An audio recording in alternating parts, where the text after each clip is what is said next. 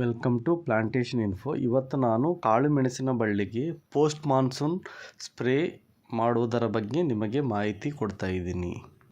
ಹೆಚ್ಚಿನ ಕ್ರಾಪ್ ಇದ್ದಾಗ ನೀವು ಈ ಸ್ಪ್ರೇಯನ್ನು ಮಳೆಗಾಲ ಮುಗಿಯುವ ಸಮಯದಲ್ಲಿ ಮರೆಯದೆ ಮಾಡಬೇಕು. 19 1 kg, potassium nitrate 1 kg, potassium phosphonate 500 ml, chelated micronutrient 200 gram, ಹಾಗೆ ಫಲ್ವಿಕ್ ಆ್ಯಸಿಡ್ 200 ml ಹಾಗೂ ಸ್ಪ್ರೆಡ್ಡರ್ 100 ml. ಪ್ಲಾನೋಫಿಕ್ಸ್ 75 ml ಅನ್ನು ಕೂಡ ಆ್ಯಡ್ ಮಾಡಬಹುದು. ಇದೊಂದು ಹಾರ್ಮೋನಲ್ ಆಗಿರುವುದರಿಂದ ಇದು ಕೂಡ ಉತ್ತಮ ರಿಸಲ್ಟ್ ನೀಡುತ್ತದೆ. ಯಾವುದಾದರೂ ಹುಳಗಳ ಬಾಧೆಯನ್ನು ನೋಟಿಸ್ ಮಾಡಿದರೆ ಇನ್ಸೆಕ್ಟಿಸೈಡನ್ನು ಆ್ಯಡ್ ಮಾಡಬಹುದು. ಈ ಸ್ಪ್ರೇಯನ್ನು ಮಾಡುವುದರಿಂದ ಕಾಳುಗಳು ದಪ್ಪ ಆಗುತ್ತವೆ ಹಾಗೂ ಕಾಳುಗಳು ಉದುರುವುದು ಕೂಡ ಇಲ್ಲ. ಮಳೆಗಾಲ ಮುಗಿದ ನಂತರ ಗಿಡಗಳಿಗೆ ಉಂಟಾಗುವ ಸ್ಟ್ರೆಸ್ಸನ್ನು ಕೂಡ ಇದು ಅವಾಯ್ಡ್ ಮಾಡುತ್ತದೆ.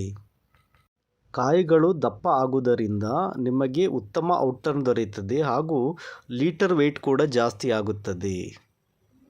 ಹಾಗಾಗಿ ನೀವು ಕೂಡ ಉತ್ತಮ ಇಳುವರಿ ಇದ್ದರೆ ಮರೆಯದೆ ಪೋಸ್ಟ್ ಮಾನ್ಸೂನ್ ಸ್ಪ್ರೇಯನ್ನು ಮಾಡಿ ಮೆಣಸಿನ ಬಳ್ಳಿಯನ್ನು ರಕ್ಷಿಸಿ. ಈ ಸ್ಪ್ರೇಯನ್ನು ಮಾಡಲು ಸರಿಸುಮಾರು 1200 ರೂಪಾಯಿಗಳು ಒಂದು ಬ್ಯಾರಲ್ಗೆ ಆಗುತ್ತದೆ. ಒಂದು ಬ್ಯಾರಲ್ಲಿಗೆ 75 ರಿಂದ 80 ಬಳ್ಳಿಗಳನ್ನು ಕವರ್ ಮಾಡಬಹುದು. ಈ ವಿಡಿಯೋ ಇಷ್ಟ ಆದರೆ ಪ್ಲೀಸ್ ಲೈಕ್ ಮಾಡಿ, ಹಾಗೆ ಅಗ್ರಿಕಲ್ಚರ್ ಇನ್ಫಾರ್ಮೇಷನ್ಗೆ ನಮ್ಮ ಚಾನಲ್ ಸಬ್ಸ್ಕ್ರೈಬ್ ಮಾಡಿ ನಮಗೆ ಸಪೋರ್ಟ್ ಮಾಡಿ. Thank you.